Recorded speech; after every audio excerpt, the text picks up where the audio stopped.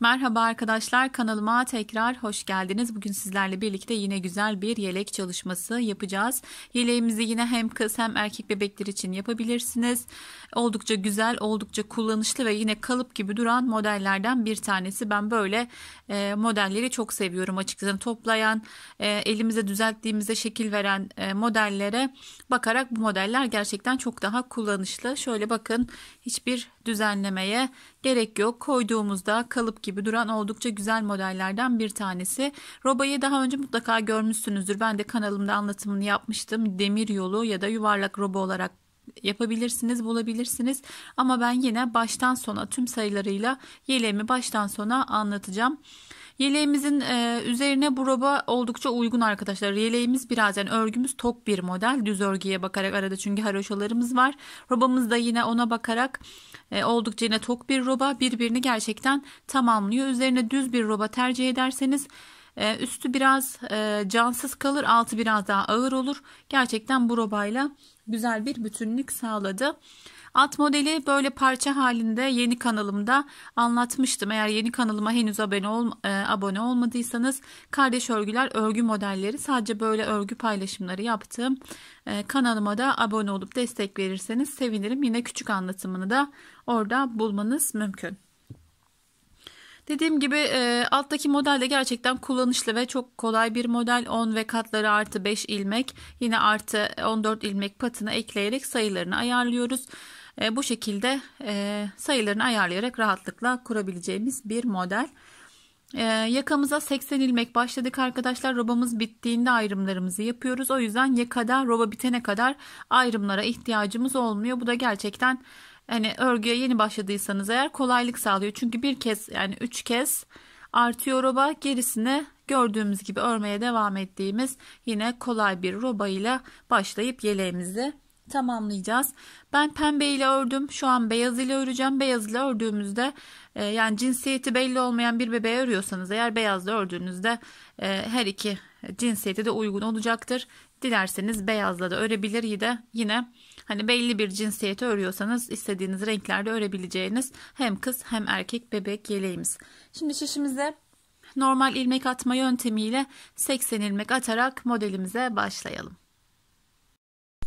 Evet, beyaz ip tercih ettim burada.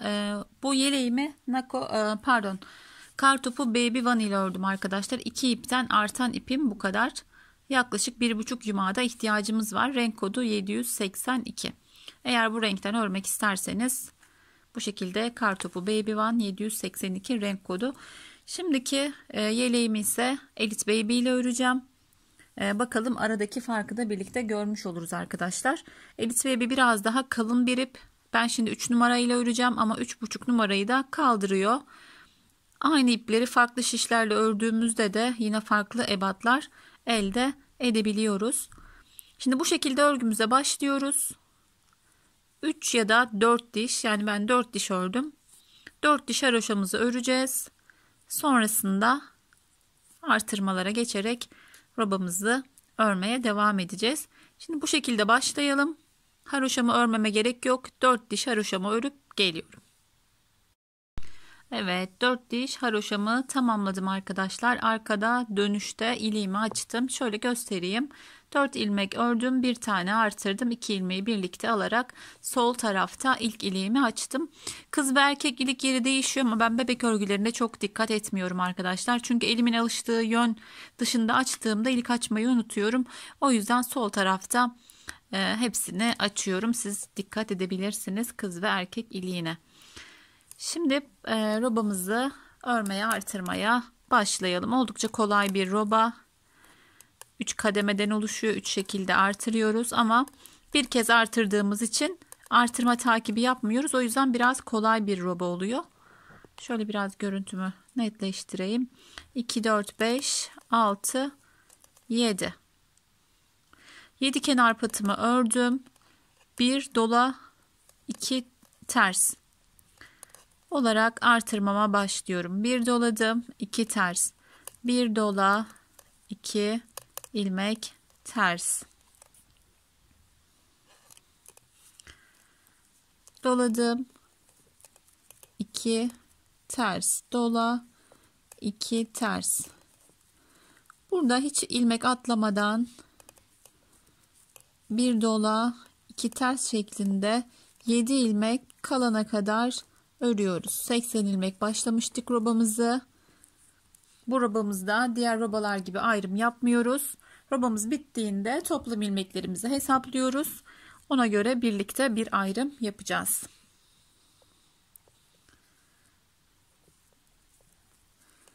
Doluyoruz, 2 ters örüyoruz. Doluyoruz, 2 ilmek ters örüyoruz.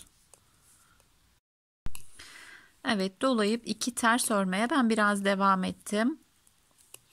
Doladım, 2 ilmek ters doladım, 2 ilmeğim ters doladım, 2 ilmek ters.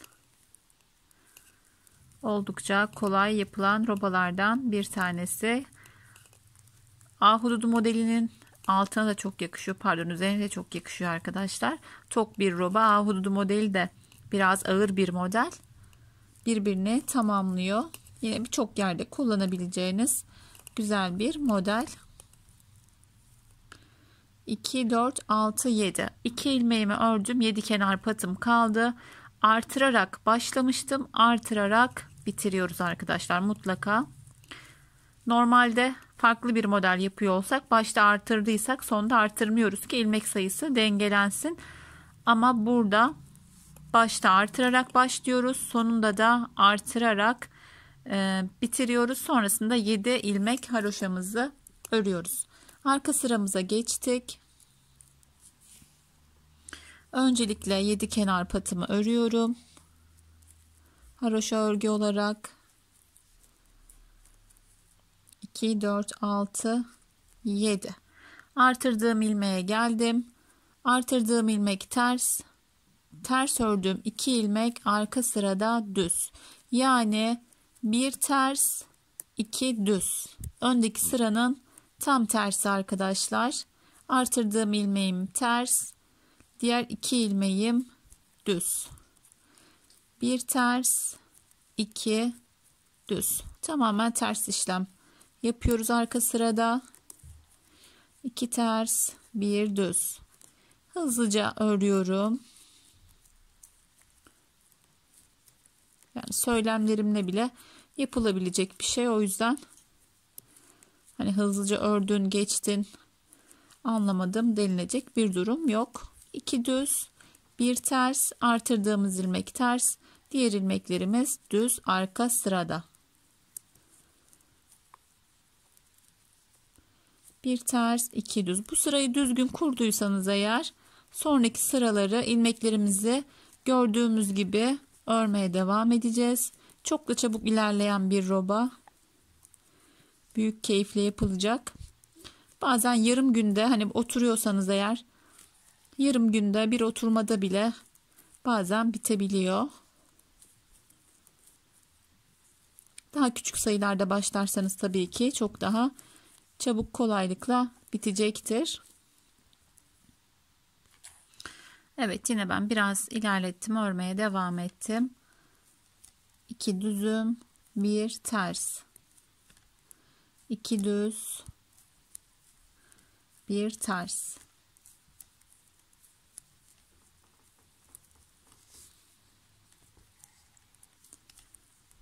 2 düz, 1 ters. Son ilmeklerimiz artık. 1 ters, 2 düz. Bakın artırarak başlamıştım. Artırdığım ilmeğim önde düz, arkada ters. Ters ilmeğimi ördüm. Geri kalan 7 ilmeğimi haroşa örgü olarak örüyorum ve sıramı tamamlıyorum. Bundan sonraki ilik sıramız 16 sırada 1 olacak arkadaşlar. 16 sırada 1 açtığımızda bakın tam denk geliyor.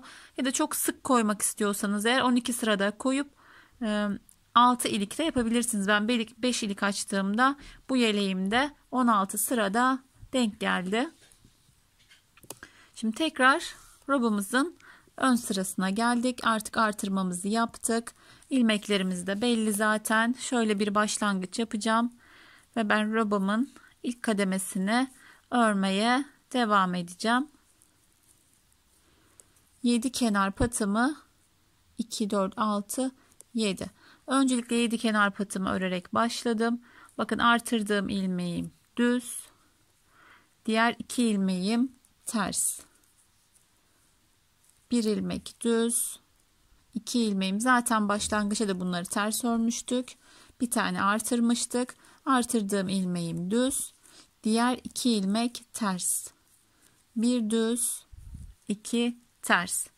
Ön sıramız bu şekilde arkadaşlar. Arka sırada tam tersi 1 ters 2 düz şeklinde robamızın ilk aşamasını örmeye devam edeceğiz. Şöyle bakın, arka sırayı da gördüğümüzde bakın 2 düz 1 ters. Ön sırada da yine artırdığım ilmeklerim düz, aradaki ilmeklerimi ters olarak örmeye devam edeceğim. Şöyle yeleğimi alayım. Evet, zaten görebilirsiniz. Bakın 1 düz 2 ters şeklinde robamız ilerliyor. Artırdığım sıra dahil 2, 4, 5. 5 diş haroşa olana kadar bu sıra bu şekilde örmeye devam edeceğiz. İliğimi açarak da göstereyim.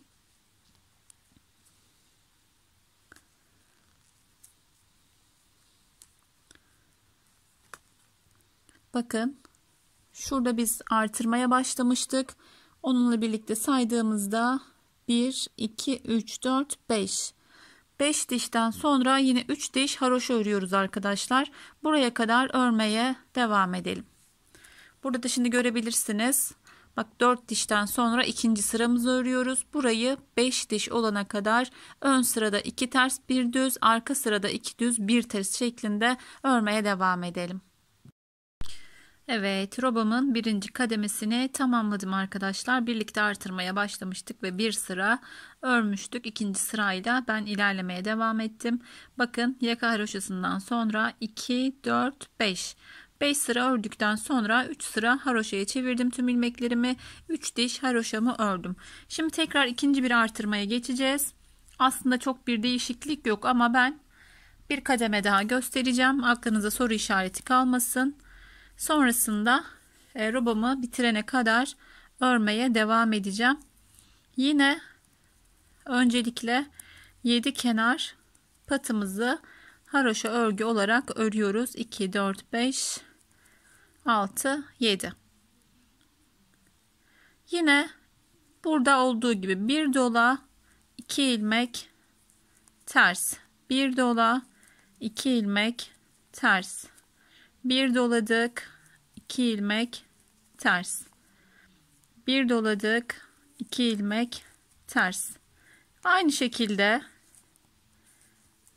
artırmaya devam ediyoruz.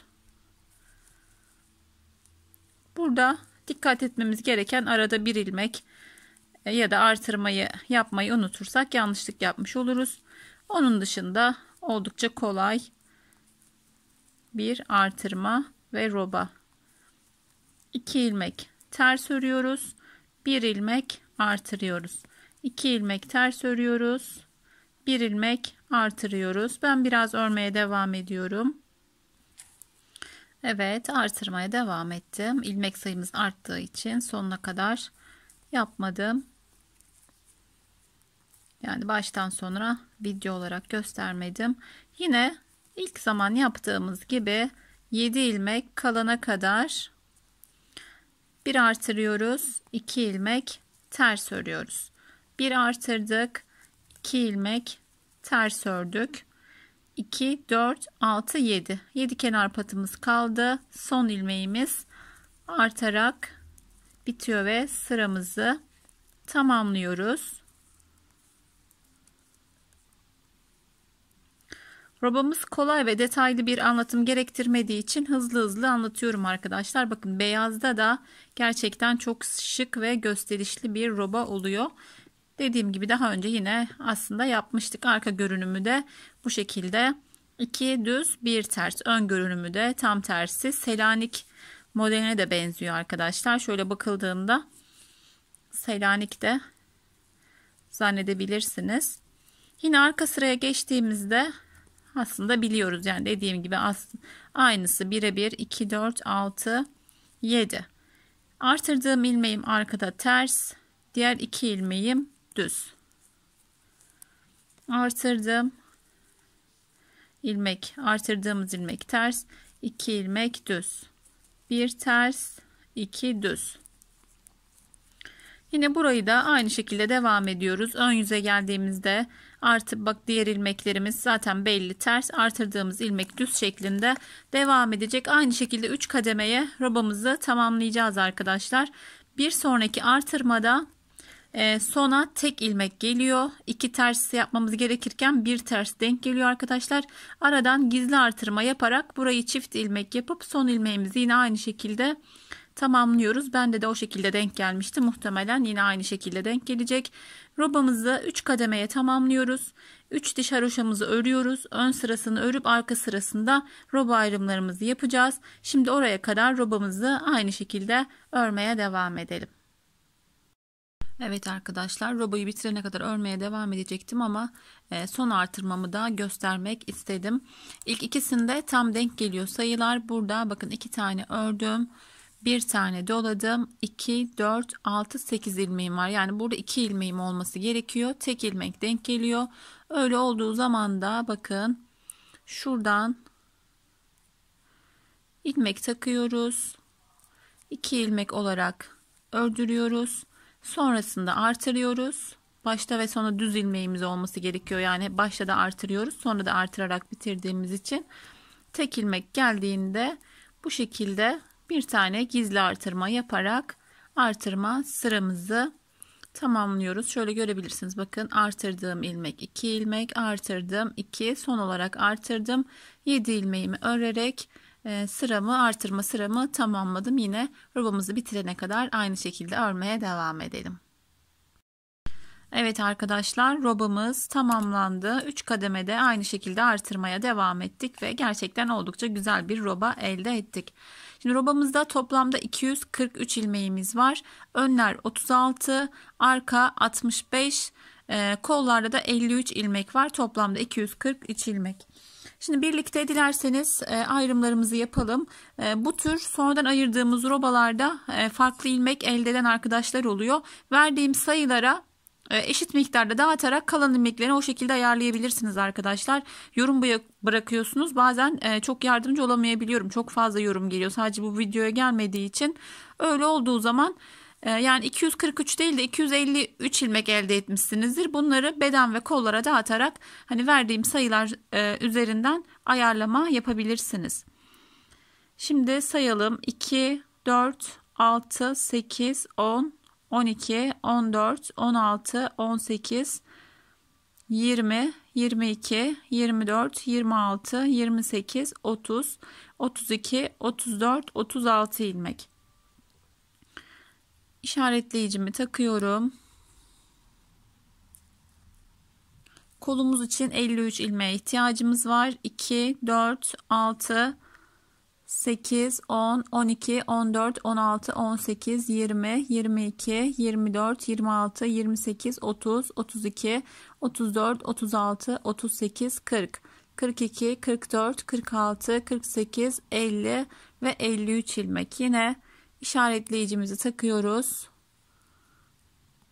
İşaretleyici yoksa renkli bir ip takabilirsiniz. Küçük çengelli iğne takabilirsiniz. 2. Şimdi arkaya ayırıyoruz. Önlerin toplamı 36, 72 ilmek, 7 ilmek eksik yapıyoruz. Arkamız 65 ilmek. 2, 4, 6, 8, 10, 12, 14, 16, 18, 20, 22, 24, 26, 28, 30, 32, 34, 36, 38, 40, 42, 44, 46, 48, 50, 52, 54, 56, 58, 60, 62, 64 ve 65. Yine işaretleyicimi takıyorum. Son ayrımımız 2, 4, 6, 8, 10, 12, 14, 16, 18, 20, 22, 24, 26, 28, 30, 32, 34, 36, 38, 40, 42, 44, 46, 48, 50 ve 53 ilmek. Son işaretleyicimi de takıyorum. kalan 36 ilmeğimiz olması lazım. 2, 4, 6, 8, 10, 12, 14, 16, 18, 20, 22, 24, 26, 28, 30, 32, 34, 36 ilmeğimiz var. Eşit miktarda ayrımlarımızı yaptık. Üçüncü diş haroşamın ilk sırasını ördüm. İpim burada. Arka sırasında kesme ve ayırma işlemini yapacağız. İlk kesmeyi birlikte yapacağız. İkinci kesmede ben videomu ilerleteceğim. Kesmeye devam edeceğim. İlk kesimi birlikte yapalım. Kanalımı takip ediyorsanız farklı bir teknikle kol beden ayrımını yapıyorum. Oldukça güzel ve düzgün bir ayrım ve kesim oluyor arkadaşlar. Siz yine verdiğim sayılara göre dilediğiniz şekilde, yani daha önce yaptıysanız eğer, o şekilde kol beden ayrımını yapabilirsiniz.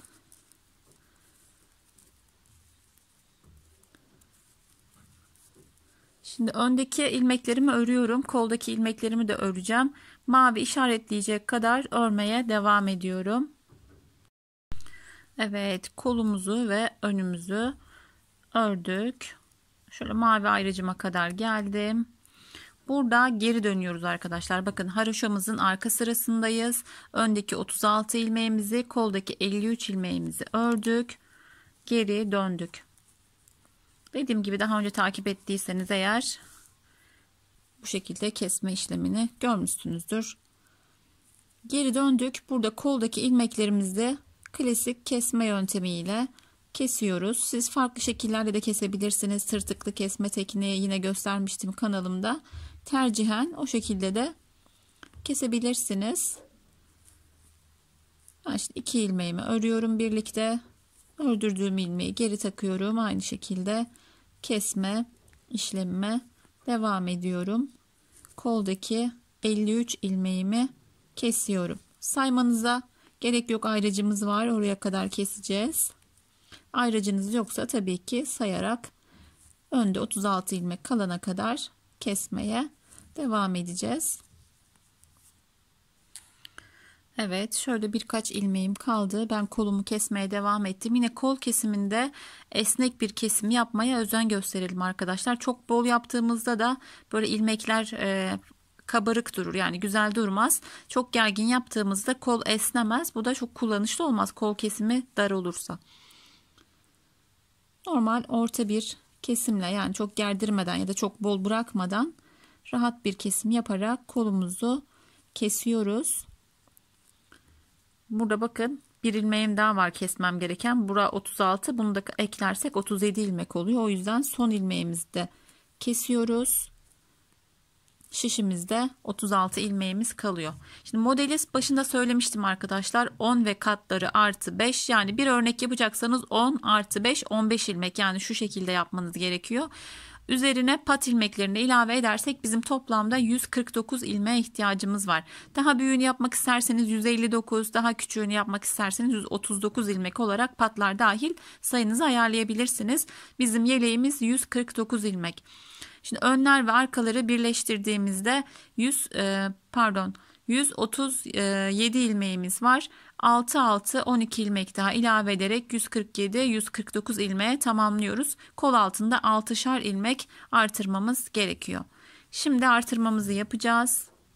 Kol altında yine istediğiniz şekilde artırmayı yapabilirsiniz. 1 2 3 4 5 6. Kol altında artırmamı yaptım. Şimdi birleştirmemi yapacağım. Şurada geri dönüp kestiğimiz için bakın şöyle bir çıkıntı oluyor. Direkt birleştirdiğimizde bu kolda kötü bir görüntü oluşturuyor. O yüzden şöyle ilk kestiğimiz ilmeklere takıyorum. Bu üçünü birlikte ördüreceğim. İlmekte eksilme ya da artma olmayacak. Ama kol altı oldukça sağlam ve düzgün olacak arkadaşlar.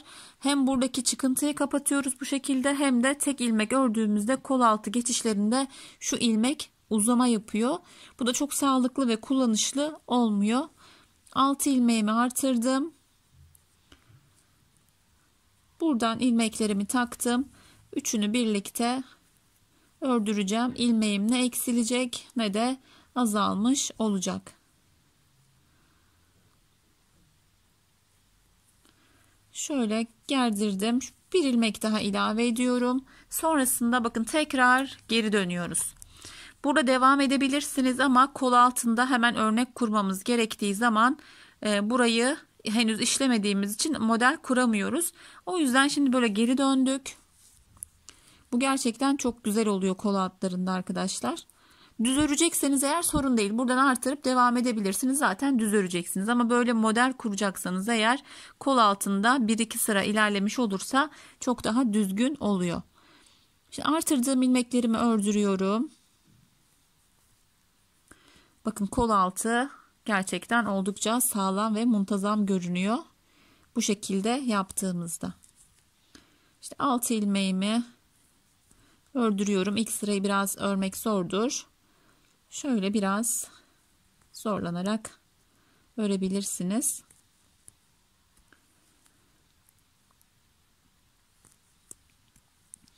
Ördürdüm. Bakın burada böyle bir hani sonradan artırdığımız için ip uzantısı oluyor. Ben bunu da bak bu şekilde doluyorum. 2 ilmeği birlikte 2 ilmek gibi düşünebilirsiniz. Alıyorum. Şuradan yine bir ilmek ilave ediyorum. Her iki kol altı da hem çok sağlam hem de çok düzgün oluyor arkadaşlar. Son olarak tekrar geri döndük. Artık örmeye devam edeceğiz.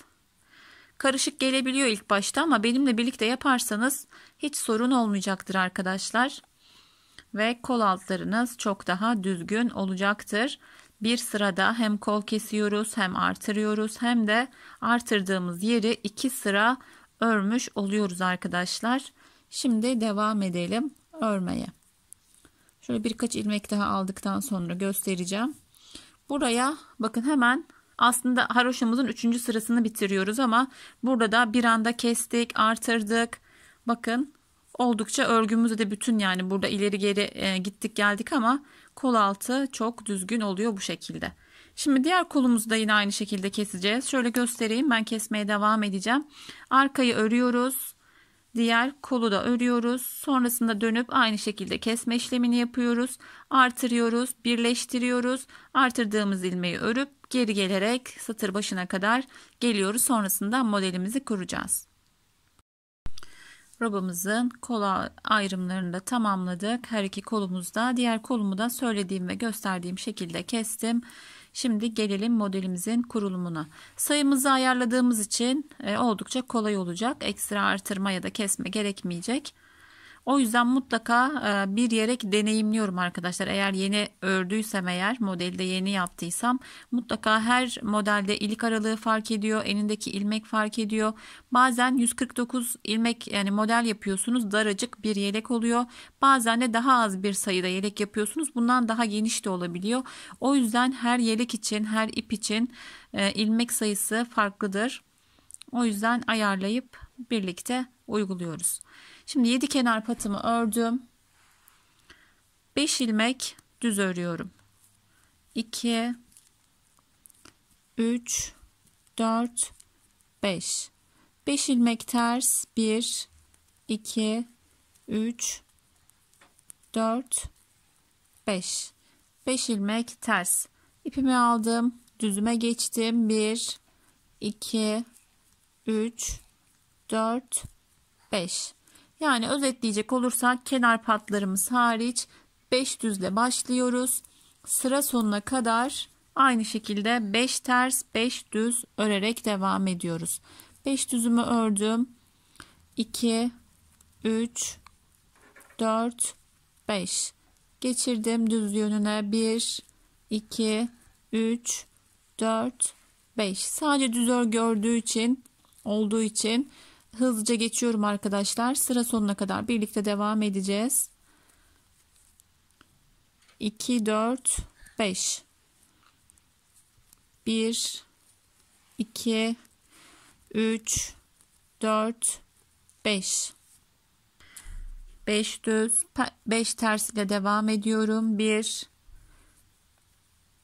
2 3 4 5 1 2, 3, 4 ve 5. 5 ters, 5 düz örmeye devam ediyoruz. İlk sıra kurulumunu birlikte sıra sonuna kadar yapacağız. Sonrasında zaten 2 sıradan oluşan bir model. Başlangıçta göstereceğim. Şöyle 2 kez kurduğumuzda zaten anlamış olacaksınız. Dediğim gibi parça anlatımını da yapmıştım. Diğer kanalımda bulabilirsiniz. Diğer kanalıma da abone olursanız eğer beni çok mutlu ve memnun edersiniz. Kardeş örgüler, örgü modelleri.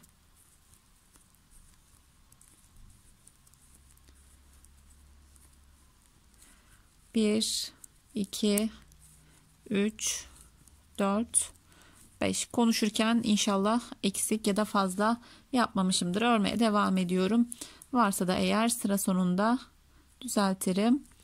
1, 2, 3, 4, 5. 1, 2, 3, 4, 5. Bu yeleğimizde, onu da söyleyeyim, pompon uygun gider arkadaşlar. Çünkü yakada zaten deliklerimiz var. Pompon iple pompon geçirebilirsiniz ama ben bebek yelek ve hırkalarında çok kullanmayı tercih etmiyorum. Yani boğulma riskine karşı boyuna dolanabilir ya da yatarken kullanıyorsa eğer pompon bir yere takılıp gerilebilir, yine o ihtimallere karşı ben çok kullanmıyorum. Ama severseniz aksesuar olarak daha büyük, yani 2 yaşından büyük çocuklarda kullanabilirsiniz ama bebek yeleklerinde çok ben tercih etmiyorum, öyle söyleyeyim. Yine eline alıp çekebilir ipini. Bir yere takılır, yatağında, beşiğinde. O yüzden çok sağlıklı bulmadığım için yapmıyorum ama dilerseniz sizler yapabilirsiniz. Yakası müsait ip geçirmek için. 2, 4, 5. Yine 5 düzümü, 5 tersimi örmeye devam ediyorum ben de. 1, 2, 3, 4, 5. 1, 2, 3, 4, 5. 1, 2, 3, 4, 5. Son ilmeklerimiz artık 2, 3, 4, 5. 1, 2, 3, 4, 5 ilmek ters. 1, 2, 3, 4, 5. 5 ilmek düzümü ördüm. 2, 4, 6, 7 kenar patım kaldı. 5 düzle başlamıştık. 5 düz ile bitiriyoruz modelimizi. Evet, dediğim gibi sayılı, ayarlı olduğu zaman modelimiz rahatlıkla denk geliyor. Bu da bizler için büyük kolaylık oluyor arkadaşlar. Bazen sayı ayarlamadığımız zaman geliriz sağ tarafa, sol tarafa, sağdan geliriz, baktık 3 ilmeğimiz eksik. 3 ilmeğimizi de burada artırmamız mümkün ama bütün bedene yaymadığımız zaman önün biri büyük olur, biri küçük olur. O yüzden baştan sayımızı ayarlıyoruz. Gerekirse yine, yani kol altında artırdık, baktınız ki eksik ilmek sayınız var. Bunu gizli artırma olarak bir öne, bir arkaya, bir diğer öne dağıtabilirsiniz. Daha fazlaysa eğer yine eşit miktarda dağıtarak gizli artırma yaparak da ayarlamak mümkün. Ama en güzeli kol altında geçiş yaparken ya da haroşasını yaparken modele geçmeden artırma yapmak. Şimdi arka sıramız tamamen ters örgü arkadaşlar. Orayı da uzatmak istemiyorum. Ben arka sıramı ters örüp buradaki ajurlu kesme artırma işlemine geçelim. Evet, ilk sıramızı yaptık. Modelimizin kurulum yerlerini ayarladık. Bu ipimin Elite Baby olduğunu söylemiştim arkadaşlar. Her zaman söylüyorum. Bakın, yaptığınız ipe göre mutlaka elde edeceğiniz büyüklük fark ediyor. Şöyle görebilirsiniz. 1-2 sıra bile burada fark etti. Yani şöyle tuttuğumda zaten belli. O yüzden hani kesin sayı veremiyorum. Lütfen kusura bakmayın. Bazen hani yorum yazıyorlar, 5 yaşa kaç ilmek yapmalıyım. Hani 5 yaş çocuğun yapısı önemlidir. Boyu, kilosu, yapacağınız ipiniz, modeliniz. Ben bile yani burada 80 başladıysam, 2 yaş olduysa bazen 85 ya da 87 başlıyorum. Farklı bir roba tercih ediyorum. O da 2 yaşı oluyor. Ya da Elite Baby'yi 3,5 numarayla örerseniz aynı sayılarda başlayın. Yani bu 2 yaş, bunu 3,5'la örerseniz, eğer ben şu an 3 numara kullanıyorum, 3 yaşa kadar da yelek elde edebilirsiniz aynı sayılarla yapmanıza rağmen. Çünkü Elite Baby daha kalın bir ip. Şöyle yine Baby One'ı göstereyim, bakın.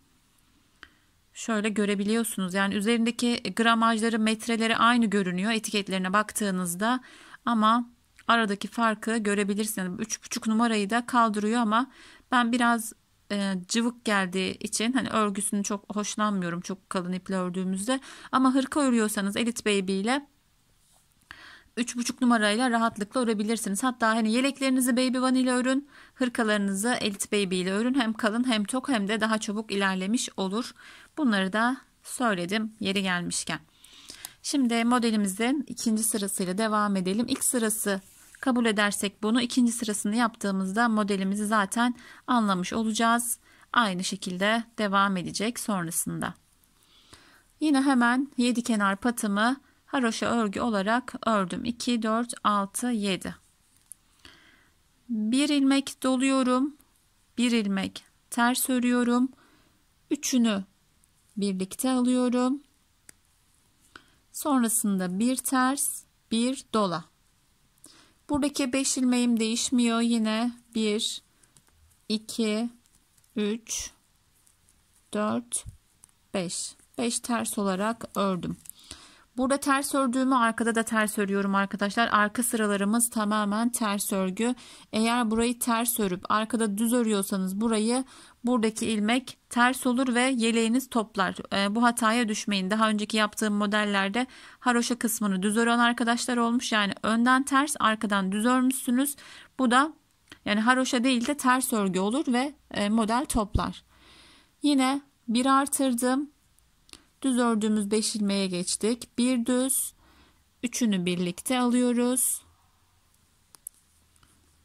Bir düz, tekrar artır. Yani 5 ilmeğimiz yine 5 ilmek, bakın. Artırdık, bir ters, üçünü birlikte aldık. Bir ters artırdık ve 5 ilmek ters. Çok keyifli bir örgü modeli yine. Bir sıra ilmekleri gördüğümüz gibi örüyoruz. Bir sıra işlem yapıyoruz. Çok çabuk ilerleyen keyifli bir model. Şimdi 5 ilmek tersimi ördüm. Artır. Bir ters. 3 ilmeği birlikte yine ters kesiyoruz. Bir ilmek ters. Bir tane artır. 1, 2, 3, 4, 5. Artırdım. Bir ters. Üçünü birlikte al. Ters olarak kesiyoruz. Bir ters, bir tane artır. 1, 2, 3, 4, 5. 5 ilmek tersimi ördüm. Şöyle bakabilirsiniz. Artırdım. Bir ters. Üçünü birlikte örüyoruz. Bir ters, bir artır. Şöyle yine daha net bir şekilde son kez göstereceğim ve ben örmeye devam edeceğim sıra sonuna kadar. Ters ilmeğimi ördüm. Bir tane doladım. Bir ilmek ters ördüm. 3 ilmeği birlikte ördürdüm. Yani kesme işlemi yaptık burada. Bir tane ters, bir tane artır. Burada kestiğimiz ilmeklerde 5 ilmeğin başında ve sonunda artıyor ve modelimiz bu şekilde kuruluyor arkadaşlar. Şimdi ben biraz daha şöyle örgümü ve modelimi kurarak ilerletiyorum. Evet, aynı şekilde örmeye devam ettim. Son modelimizi de kuralım birlikte. Evet, bir doladık, bir ters, üçünü birlikte örüyoruz. Son modelimiz. Bir ters, yine artırmamızı yapıyoruz. 7 kenar patımızı örüyoruz haroşa örgü olarak. Modeli kurduğumuz zaman da arka sıramız yine tamamen ters örgü. Arka sıraları hep ters örüyoruz arkadaşlar. Şöyle modelimizin de Bakın arka görünümünü görebilirsiniz. Buralar haroşa, buralar ters örgü olarak ama önde de ters ördüğümüz için ya birebir benim yaptığım şekilde yaparsanız hiçbir yanlışlık ve karışıklık olmaz. Modelimizi kurduk. Arka sıramızı tamamen ters örelim. Evet, modelimizin 3. sırasıyla devam ediyoruz. Genel olarak bakarsak 2 sıradan oluşuyor modelimiz. 2 sırada tamamladık. Yani 3. sıra ile devam edelim. 2, 4, 6, 7. 7 kenar patımı ördüm. Modele ilk başladığımız sıradaki gibi devam ediyoruz arkadaşlar. Bu sırada hiçbir işlem yok. 1, 2, 3, 4, 5. Düz ilmeklerimiz yine düz. Ters ilmeklerimiz ters olarak ilerliyor. Aslında bundan sonrasını rahatlıkla yapabilirsiniz. Ama ben yine bir sıra daha modeli birlikte kuracağız. Şöyle birkaç örnek.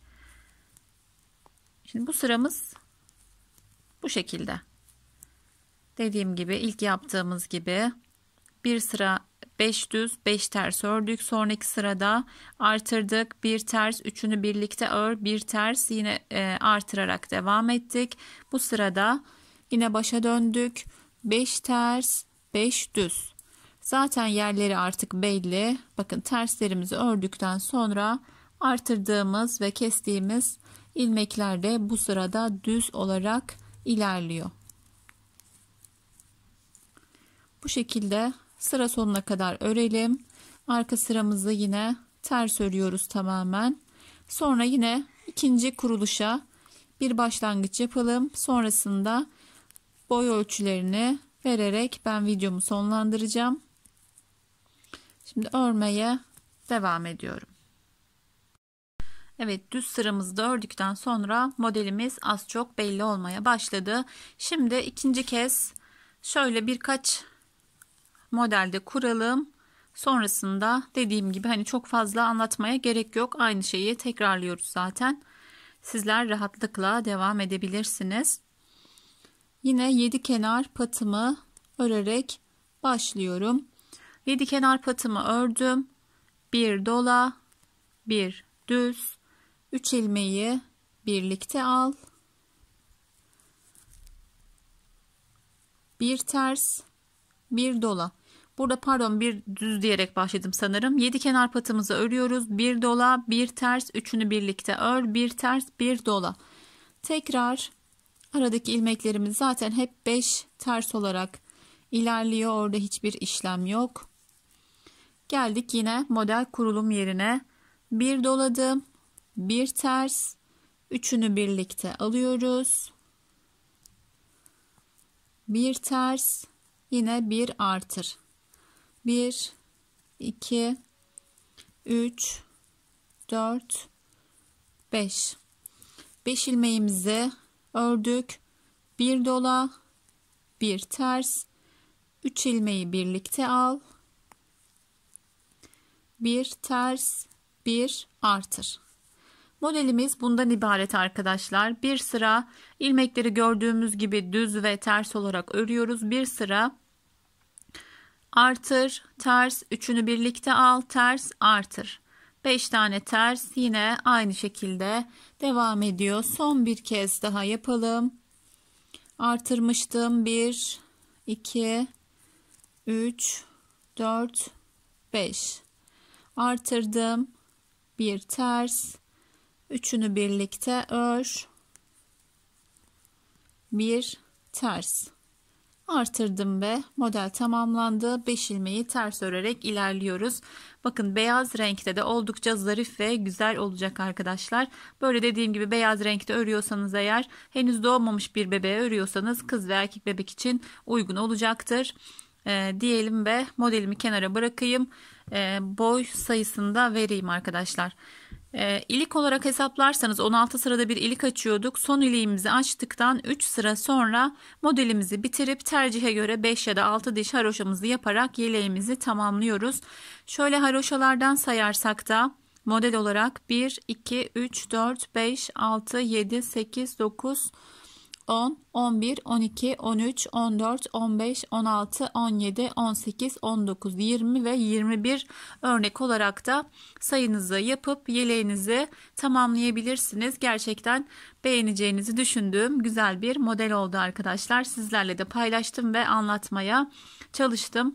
Yapacak olan herkese şimdiden kolay gelsin. Videomu beğenip yorum bırakır, özellikle paylaşırsanız çok sevinirim. Yeni bir model, yeni bir videoda görüşmek üzere. Allah'a emanet olun. Hoşça kalın.